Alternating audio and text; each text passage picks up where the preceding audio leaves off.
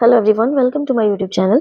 आज हम जानते हैं भारतीय संविधान के भाग 3 के बारे में, जिसे मौलिक अधिकारों का वर्णन किया गया है, फंडामेंटल राइट्स, जिन्हें अमेरिका से लिया गया है।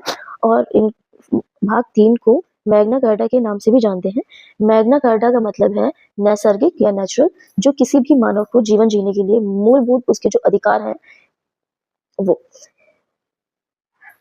इनका वर्णन किया गया है अनुच्छेद 12 से 35 के अंतर्गत। इनमें कई सारी समानताओं, कई सारे अधिकारों की बात की गई है। जैसे सबसे पहला है समता का अधिकार, समानता का अधिकार, तो आर्टिकल 14 से 18। दूसरा है स्वतंत्रता का अधिकार, तो 19 से 22, आर्टिकल 19 से 22। फिर है शोषण के विरुद्ध अधिकार, आर्टिकल 23-24। फिर है धार्मिक स्वतंत्रता का अधिकार, 25 से 28। फिर है संस्कृति और शिक्षा संबंधी अधिकार, आर्टिकल 29-30।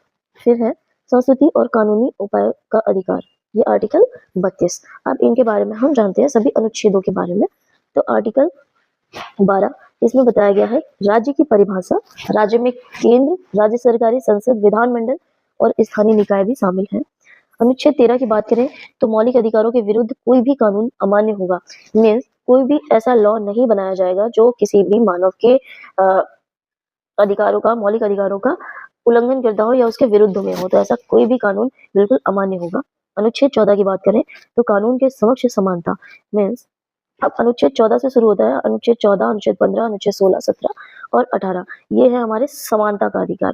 तो अनुच्छेद 14 में बताया गया है कानून के समक्ष समानता, यानी कि इक्वलिटी बिफोर लॉ। कोई भी लॉ बन रहा है उसके लिए सभी व्यक्ति समान होंगे। अनुच्छेद 15 की बात करें तो किसी भी चीज में धर्म, जाति या लिंग, जन्म स्थान आदि के आधार पर भेदभाव निषिद्ध है। मीन्स इस आधार पर किसी भी चीज में भेदभाव नहीं किया जाएगा। आर्टिकल 16 की बात करें तो सरकारी नौकरियों में समान अवसर, सभी व्यक्तियों को समान अवसर मिलेंगे। अनुच्छेद 17 अस्पृश्यता का अंत, यानी कि एबोलिशन ऑफ अनटचेबिलिटी। अनुच्छेद 18 उपाधियों का अंत, एबोलिशन ऑफ टाइटल्स। अब यहाँ पे क्या है, केवल शैक्षणिक सैन्य उपाधियां मान्य होंगी और सभी उपाधियों का अंत है। अनुच्छेद 19, अब अनुच्छेद 19 से शुरू होता है स्वतंत्रता का अधिकार। आप किन किन चीजों के लिए स्वतंत्र हैं, तो इसमें 6 स्वतंत्रताओं के बारे में बताया गया है। अभिव्यक्ति की स्वतंत्रता, सभा की स्वतंत्रता, संगठन की स्वतंत्रता, आवागमन की स्वतंत्रता, निवास की स्वतंत्रता, व्यवसाय की स्वतंत्रता। आर्टिकल 19।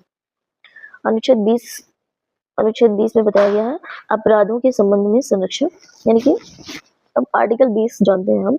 इसमें एक तो रेट्रोस्पेक्टिव इम्प्लीमेंट नहीं कर सकते हम किसी भी चीज पे। मीन्स अगर किसी भी इंसान को, अगर उसने मान लीजिए 2024 में उसने कोई भी सजा, उसने कोई भी गलत काम किया है जिसके लिए उसे पनिश करना है, तो आप उसे 2000 सजा जो उसे मिलेगी वो 2024 के रूल्स, उसी जो जिसके तहत उसने सजा की है उसी के जो रूल्स होंगे उसकी सजा के लिए, उसके अकॉर्डिंग ही उसे सजा मिलेगी। ना कि ऐसा कि उसे 2020 से पहले जो 2015 में, सॉरी 2024 से पहले 2020 में या 15 में सजा थी उसमें से कोई सी भी दे सकते हैं, ऐसा नहीं है। इसे कहते हैं रेट्रोस्पेक्टिव इम्प्लीमेंट नहीं कर सकते। मीन्स आप उसके लिए किसी और की सजा, किसी और के तहत किसी पहले की सजा नहीं दे सकते। दूसरा है डबल रिकॉर्डिंग, यानी कि आप किसी भी एक गुनाह के लिए किसी भी इंसान को सिर्फ एक बार ही सजा मिलेगी, वो भी उसी जो उस टाइम के रूल्स होंगे उनके अकॉर्डिंग, जो उस टाइम के लॉ होंगे उसके अकॉर्डिंग। किसी भी एक गुनाह के लिए इंसान को कई बार सजा नहीं मिल सकती, यानी एक गुनाह के लिए एक बार सजा मिलेगी। दूसरा है सेल्फ इंक्रिमिनेशन, अपने खिलाफ गवाही नहीं कराई जा सकती, कोई भी इसके लिए बाध्य नहीं किया जा सकता है कि वो अपने खिलाफ गवाही दे। और एक अपराध पर 2 बार दंड नहीं कर सकते। ये हो गया हमारा आर्टिकल 20। अब हम जानते हैं आर्टिकल 21, जीवन और व्यक्तिगत स्वतंत्रता का अधिकार है इसमें। और आर्टिकल 21A शिक्षा का अधिकार। आर्टिकल 20 शिक्षा का अधिकार, इसमें किया गया 6 से 14 वर्ष तक के बच्चों को निःशुल्क और अनिवार्य शिक्षा का अधिकार कर दिया गया। आर्टिकल 22 में बताया गया है गिरफ्तारी और विरोध के संबंध में अधिकार, बंदी बनाने के नियम। अब अनुच्छेद 13, 23 और 24 ये बताता है शोषण के विरुद्ध अधिकार के बारे में। अनुच्छेद 23 में लिखा है मनुष्य के बीच व्यापार का प्रतिषेध। आप किसी भी मनुष्य को के बीच व्यापार नहीं कर सकती, दिल्ली जाके उन्हें बेच दिया या ऐसा कुछ। आर्टिकल 24 में है कारखाने आदि में बाल श्रम का प्रतिषेध। अब आता है आर्टिकल धार्मिक स्वतंत्रता का अधिकार, अनुच्छेद 25 से 28। अनुच्छेद 25 में लिखा है धर्म की स्वतंत्रता। अनुच्छेद 26 में लिखा है धार्मिक संस्थाओं के प्रबंधन की स्वतंत्रता। अनुच्छेद 27 में है धर्म प्रचार करने के लिए किसी को भी बाध्य नहीं किया जा सकता। अनुच्छेद 28 में है धार्मिक शिक्षा से स्वतंत्रता।